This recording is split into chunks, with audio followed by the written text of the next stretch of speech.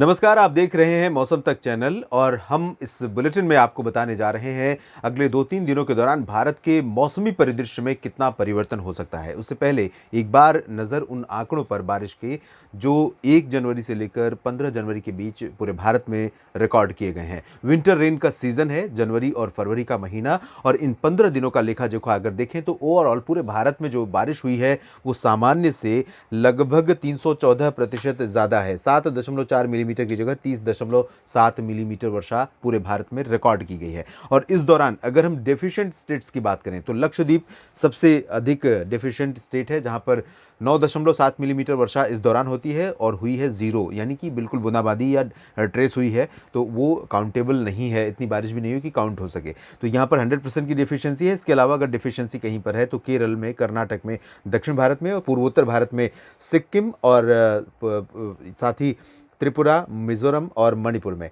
इन भागों में। इससे पहले आपने देखा था 2-3 दिन पहले ही मैंने इस मैप को आपको दिखाया था, उसमें पूर्वोत्तर भारत का हिस्सा और पूर्वी भारत का जो ये हिस्सा है बिहार, झारखंड, पश्चिम बंगाल का, इन भागों में डेफिशिएंसी काफ़ी ज़्यादा थी।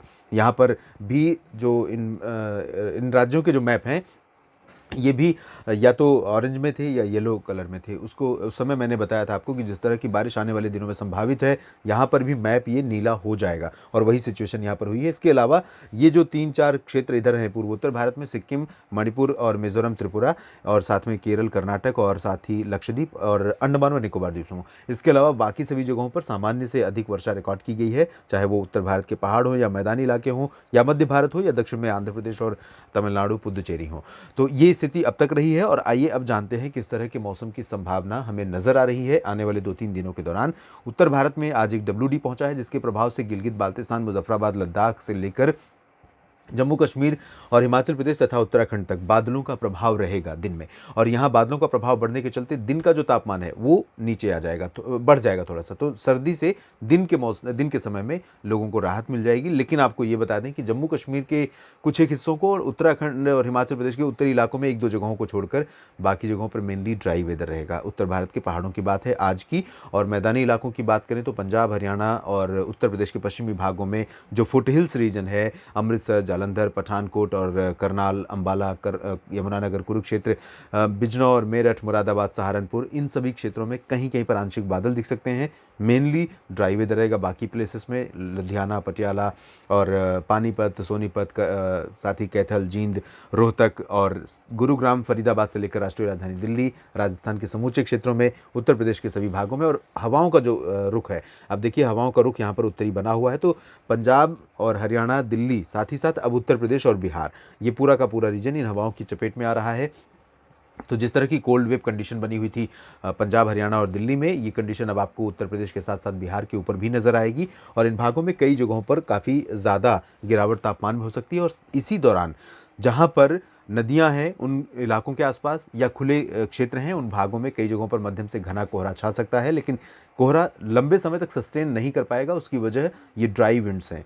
जब भी ये ड्राई विंड्स इस तरह से चलती हैं लगातार, तो ये हवाएं क्या करती हैं कि तापमान, जो कोहरा है या किसी तरह का पोल्यूशन है या फिर जैसे धुंध या कुहासा है, तो ये सभी चीज़ें जो है यहाँ से साफ़ हो जाती हैं और वही कंडीशन यहाँ पर आपको देखने को मिलेगी। बात अगर हम दिल्ली और राजस्थान की करें तो दिल्ली में भी थोड़े बहुत समय के लिए कोहरा दिख सकता है कुछ एक जगहों पर। बाकी समय मौसम मुख्यतः साफ़ रहेगा, आसमान भी साफ़ रहेगा। राजस्थान में पूरा ड्राई वेदर रहेगा और मौसम काफ़ी ठंडा बना रहेगा।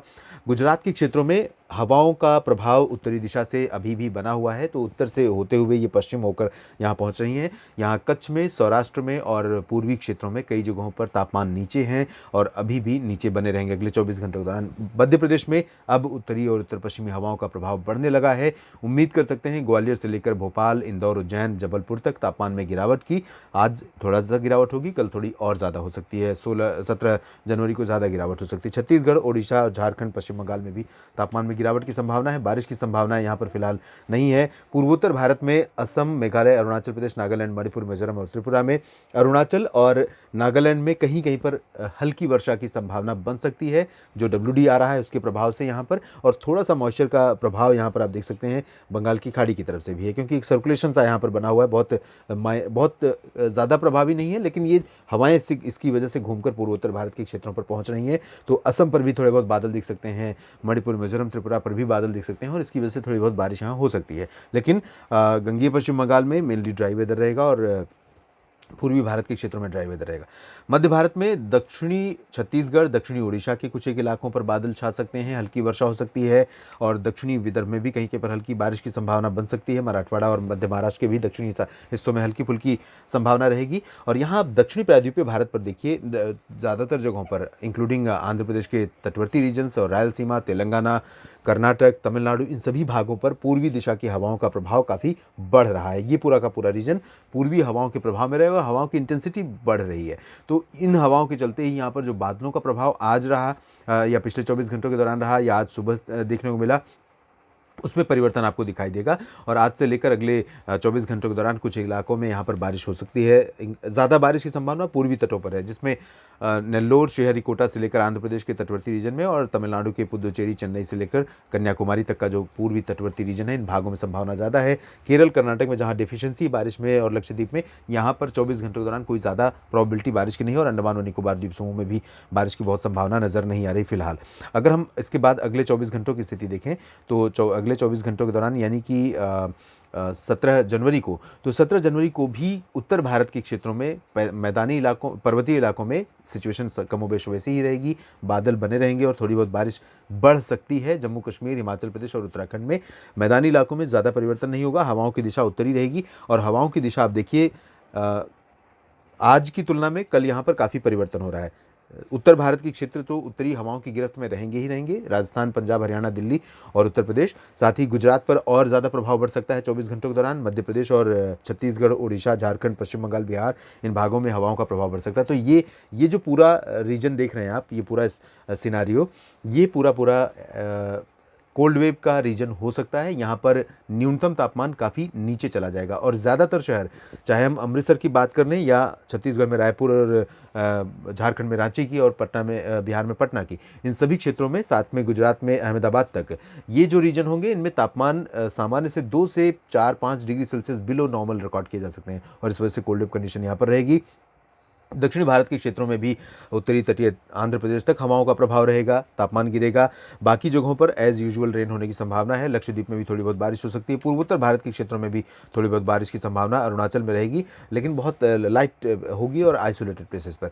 ये तो रही अगले 24 घंटों के दौरान, यानी 17 जनवरी की स्थिति। और 18 जनवरी की स्थिति अगर आपको दिखाएं तो 18 जनवरी को भी उत्तर भारत के पर्वतीय क्षेत्रों में सेम कंडीशन रहेगी और मैदानी इलाकों में भी सेम कंडीशन रहेगी। सिचुएशन पश्चिमी राजस्थान और गुजरात के कच्छ में थोड़ी बदल रही है। हवाओं का रुख सीधे पश्चिमी हो रहा है। तो पश्चिमी होने के बाद यहाँ पर जैसलमेर, बाड़मेर से लेकर ये सौराष्ट्र तक का जो रीजन है, यहाँ पर तापमान बढ़ जाएंगे दिन और रात के। बाकी जगहों पर एज यूजुअल रहेगा, बल्कि मैं कहूँगा कि 18 जनवरी को महाराष्ट्र भी इन ठंडी हवाओं की चपेट में आ जाएगा। तो मुंबई से लेकर नागपुर और नांदेड़ तक तापमान गिरेंगे और काफ़ी ज़्यादा सर्दी इन भागों में महसूस की जाएगी। हैदराबाद में भी तापमान गिर सकता है और विशाखापट्टनम, कलिंगापट्टनम से लेकर आंध्र प्रदेश के अधिकांश शहरों में तापमान गिर सकता है। पूर्वोत्तर भारत में भी तापमान में गिरावट होगी, पूर्वी भारत में भी गिरेगा और दक्षिण भारत के क्षेत्रों में बारिश की गतिविधियाँ थोड़ा सा कम हो जाएंगी, लेकिन कुछ एक इलाकों में रायलसीमा, आंध्र प्रदेश तटीय भाग, तमिलनाडु, इन भागों में लाइट रेन हो सकती है। इस तरह से अगले 3 दिन तक मौसम रहेगा और इस मौसम के बीच में आपके लिए क्या डिसीजन लेना है खेती से संबंधित और बाकी जो काम बारिश या मौसम से जुड़े हो सकते हैं, उन डिसीजंस को लेने में आपको आसानी हो सकती है इस मौसम पूर्वानुमान से। इसीलिए मैं कोशिश करता हूं कि समय से पहले आपको कम से कम 2-3 दिन का एक सिनारियो, एक परिदृश्य वेदर का मोटे तौर पर समझा पाऊँ। इस बुलेटिन में अभी इतना ही। आप लगातार बने रहिएगा मौसम तक चैनल के साथ और साथ में रिक्वेस्ट करूंगा कि अगर अभी तक सब्सक्राइब नहीं किया तो ज़रूर कर लीजिए और बेल आइकन पर भी क्लिक कर लीजिए ताकि नोटिफिकेशन पहुंचे। और इन्फॉर्मेशन से अगर आप संतुष्ट हैं, अगर आपको जानकारियां ठीक लगती हैं, उपयोगी लगती हैं, तो लाइक और शेयर करना ना भूलिएगा। धन्यवाद।